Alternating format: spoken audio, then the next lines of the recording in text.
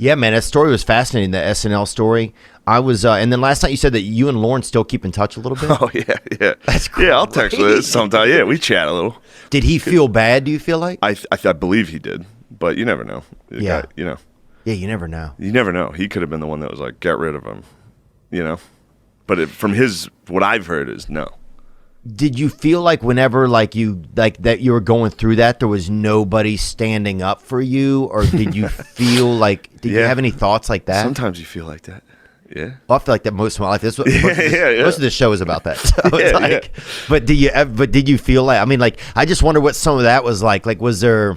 There's one thing that's very surreal. It's very surreal. Yeah. Even your story, listening to your story about going in there. Yeah. Sitting in there.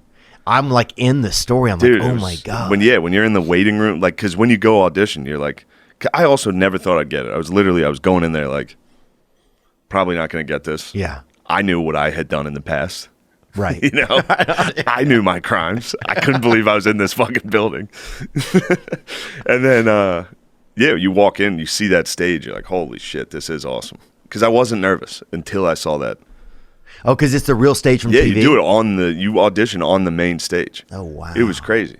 But, dang. yeah, it was cool. It was cool. It was really cool. Dang. But then when you get canceled nationally, it's also, it's a lot smaller than you'd think. It is? It's very small.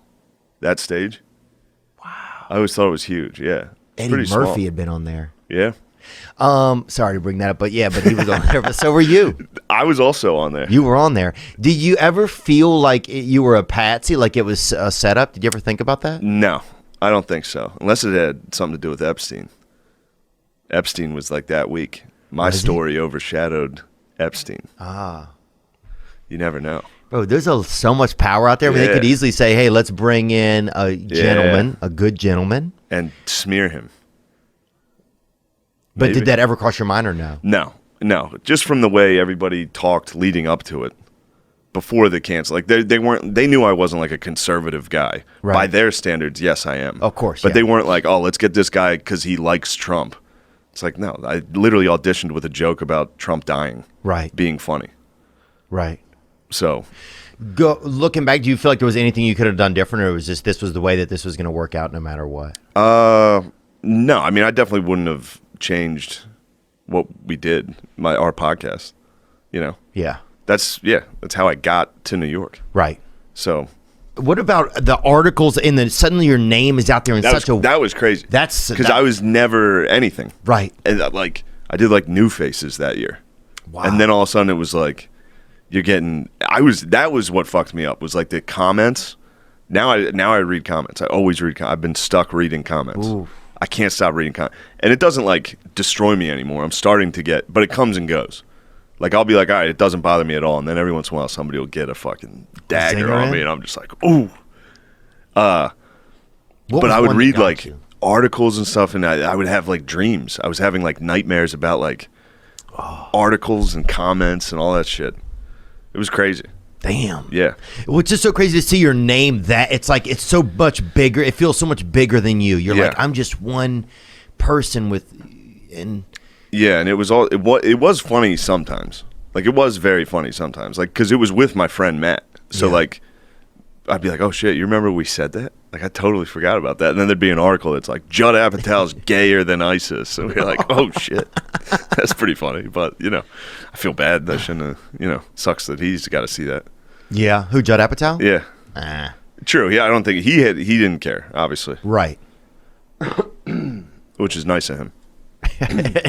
Because I was down. He could have been like, fuck that guy. Yeah, but if he'd have chimed in also. You ever get canceled? You going to get canceled, do you think? We'll see how this episode does. Yes. And I feel bad saying this in front of Riley over there. I know. Just a lot. But anyway, man, what were we talking about? I got hired and fired by Saturday Night Live. Oh, yeah. That's true. Yeah, it was a traumatic experience. But I feel like, do you feel like there is any positives from it over time? For sure. Have you started to notice any positives? I noticed positives immediately. Did you really? Yeah, for sure. Like you go on stage and people are like, oh shit, this is, this is who this is. This is the guy. Oh, wow. So you went I had zero. And then to like, oh, this guy's good, Or like not good, but this is a fucking freak. This is who he is. This is a thing. Yeah. This is we Lobster get to see Boy. this freak. Yeah. Yeah. But then it's in your head when it's happening. Because like you see people, like at any show, people talk to each other, like whisper at the table, and then like, "Are you fucking talking about me, motherfucker?" And they're like, "Who are you?" I'm like, you know what I did, you motherfucker. Yeah. So you'd be up there, you're in your head constantly. Oh. And then saying like you meet people that are all, comedians in New York, and I'm like, "Oh, this fucker hates me probably, or they probably talked shit or whatever." And so it's just constant, and nobody cares. No one else cares. It's just you. Right. I wonder what most people feel or think. I guess you never know. It's weird how it's like, yeah, do people even really care? It's almost like a lot of the cancel stuff. It's not even a real thing. It's just, no one cares. No one really cared about what you said. Yeah. No one did. Right. I never once was confronted by one person that cared. Really? It was always just like, well, you should have been fired. You can't do it. It's like, all right, whatever. It's kind of weird. It's like this invisible rule book. It is. And we're trying like right now, like with me trying to sell anything or like work on anything, like a show or anything, people are very like, well, we like you, but, we can't get in trouble. Right. It's like no one cares about, nobody's like, the reason we're not picking you up is because what you did was wrong. They're just like, well, we don't want to get in trouble.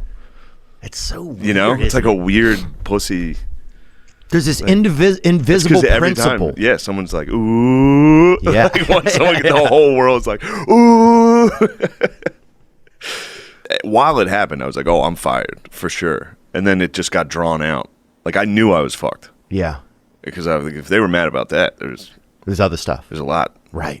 Like, this is, Do you think that you would have fired you? No. But under the rules, today's rules, yeah, you have to. Right. Those are the rules. But if you want to, you know what I mean? That's what I've always tried to say. Like I don't argue me getting fired. Right. Those are today's rules. If you want to talk about like, I would have to argue like we need to change the rules. Right. Yeah. If that makes sense. I don't know if I'm explaining that correctly. Yeah, I think so. Whatever. Like the rules are what's this might not be what's wrong. The rules, there should be adjustment in the rules. Yeah. Well, it's so interesting when you take a stand up from what's okay to be on stage and then try to put it, because you weren't a sketch guy really, or you were? No, not really. So you're in that space suddenly, and do you feel like you were a good fit for the show? Yeah, I think I could have been. Yeah. For sure. I think I could have done well. Yes. I mean, we made sketches, and I did okay in those. Yeah. So I think I could have. And I think Lauren saw that, and he was like, I think he could be good, Yeah. Or I could have been decent at Weekend Update, something like that. Yeah. That would have been cool. That would have been fun. Was there anybody that reached out to you kind of that you were surprised by that was like trying to be supportive? Yeah, for sure. Really? There's a lot. Yeah. Wow. Yeah. A lot of people did. Norm Macdonald was a cool one. Really? Yeah, that was a cool one. I talked to him for like an hour. No. On the phone, yeah. Wow. It was crazy. Yeah, what he's did he the best. say? He's another guy that's exactly who you think he is, Yeah. He was just like, I don't know. I don't want to put out the private stuff. But yeah, he was awesome. All that stuff was cool. There was cool stuff. Cool stuff happened. So but it was very surreal. Like I'd get off, I'd be like, holy shit, that's like top 5 for me, favorite comedians of all time.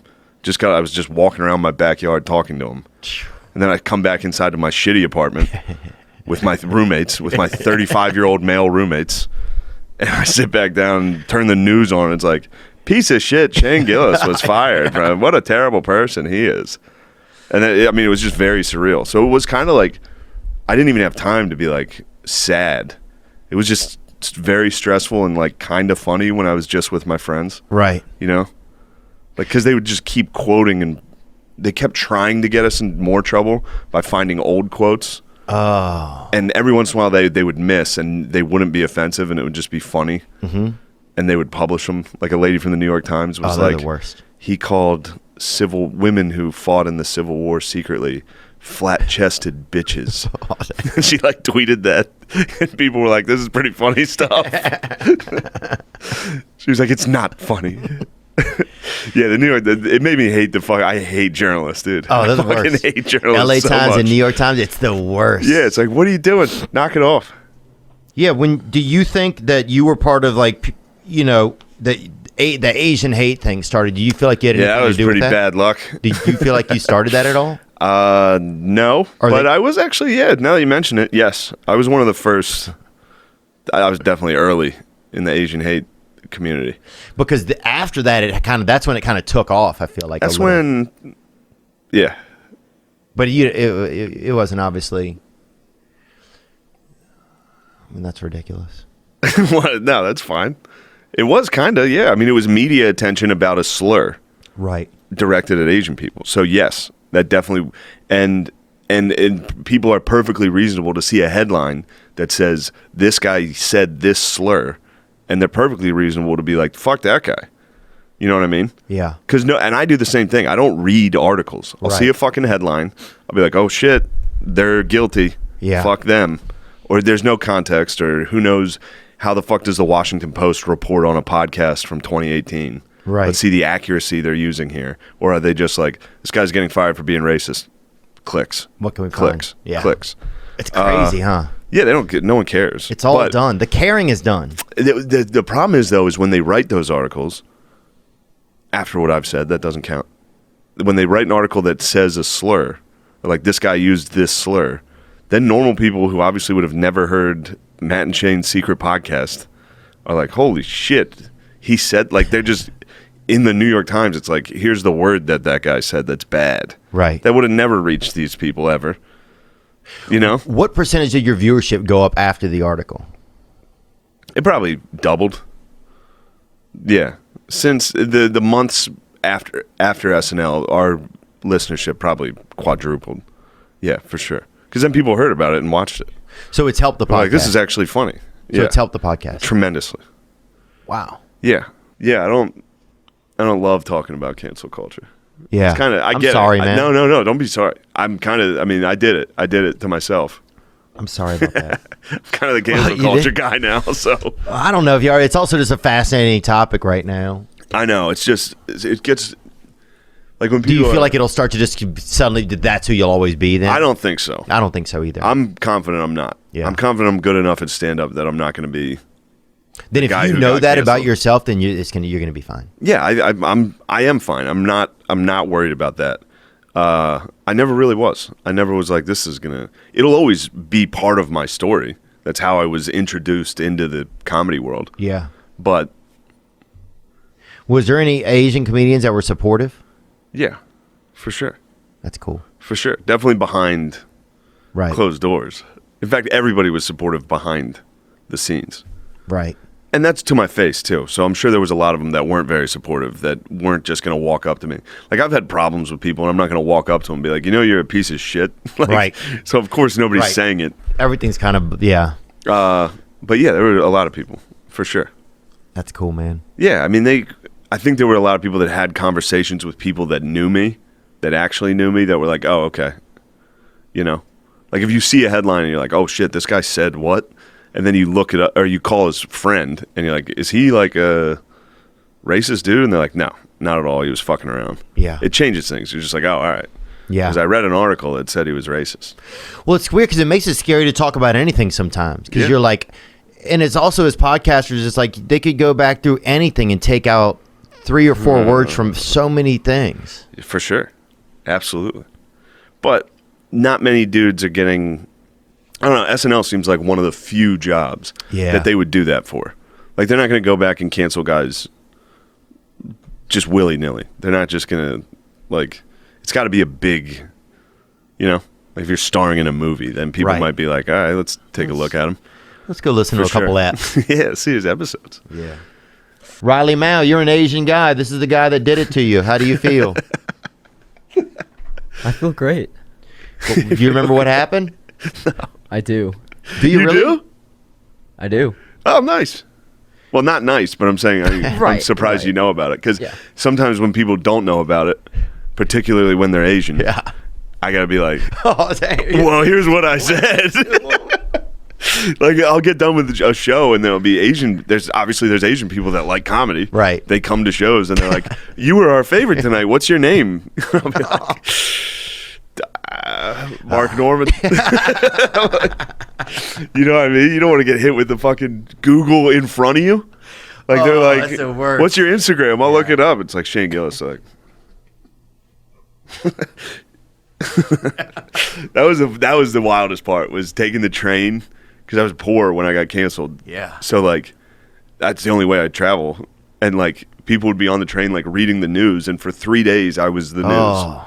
I was the news. So people would literally be like on the subway, like looking at me, sitting there like. Did you try to look nicer when you were the news? Did you notice it all? Honestly? You definitely act nicer to everyone around you when you're in trouble like that. Oh, for sure. You want everyone to think like he's a nice guy. Yeah, it's fucked up, but you definitely become a lot. Now, maybe it's because you're not as stressed about minor things where you would have an ego with somebody about like, did you just bump me or some bullshit like that? Right. When you're getting canceled, you're like, I love you. We love each other, right? Like, it's like you want everyone to like you because you're getting destroyed publicly. Maybe I wonder if that's why some comedians always want everybody. I wonder if there's some correlation in there why a lot of comedians, that's why you want everybody to like you, because you feel like from the jump or something you feel like a bad guy. You feel bad. Yes. Maybe. I think a lot of comedians feel bad. I feel bad. Yeah. I feel bad most of the time. Yeah. But yeah, when you're getting in trouble, you're nice to everybody. It's very funny. Dang. Yeah. That's cool. Yeah. It's funny knowing that like Harvey Weinstein was probably nice as hell towards the end. It's probably like when the shit hit the fan, he's probably buying everybody like Harry and David I love baskets. You guys, dude. I fucked up. I know I fucked up. Damn. But yeah, the whole having to explain people what happened is a tough one. Yeah. Yeah. Do you feel some type of way over there, Riley Mal? Sometimes. No. Do you have any? Do you feel anything about what Shane did? Oh, no, not really. Okay. Yeah, You guys are good. I appreciate that. Of course. I didn't mean anything. I apologize. Thanks, Theo. That's a good. Look, little alley-oop for me? Is that what that was? What the fuck did you think that was going to be? How did you think that was going to go? Here's the guy who did it. Here's that son of a bitch who did it. How do you feel about it? Here's the opportunity. I can't even see him. Yeah, well, I can, and it's not comfortable. Oh. My bad, man. No, it's funny. It's very funny. Jesus Christ, dude. Yeah, bringing me on and be like, we've actually brought in one of your victims. It's like that show, like where you go sit with the murderer's family or whatever. Hope you enjoyed that video, and you can watch another. And you can watch this one, you can watch this one. Different options, different choices. Some guy just brings you one option, not this guy. 2 options. Watch one, this one or this one.